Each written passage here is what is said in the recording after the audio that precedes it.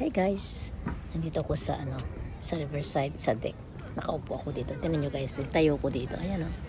Ang sarap maglupagi. Alam niyo maglupagi?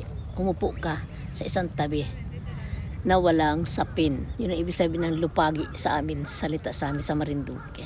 Ang sarap guys, oh, ang init sa likod ng araw. Grabe, samantalahin natin ito. Kasi hindi natin alam kung kailan ulit gaganda ang panahon, di ba? Kasi winter na nga dito. Sobrang ganda ng panahon. Pakiramdam ko ay kuwan. Ano ngayon ay spring. Parang ganun ba? Sarap. Ang init sa likod. Ayan oh, nandito ako sa tabing lake. Ayan guys, oh, di ba? Ito lagi kong pinupuntahan. Ang sarap dito eh.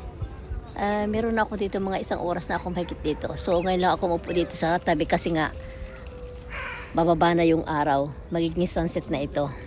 Hindi na sunny.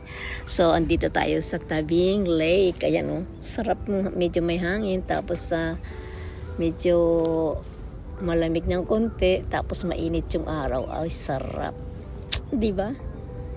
Sano ka, hindi mo na kailangan bumayad ng pera para makapag-enjoy ka, 'di ba guys? Ayan, ito lang eh. Itong nature talagang napakalaking tulong sa atin ito.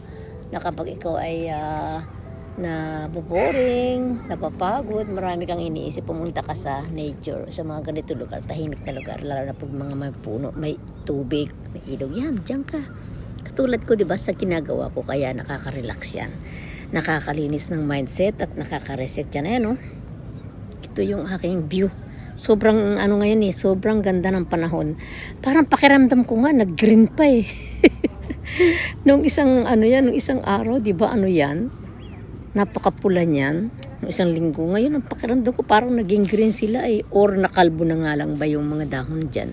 Ayan, nandito tayo. Ayan, yun lang at maraming salamat. Sarap ng pagkaupo ko dito, nakalumpagi.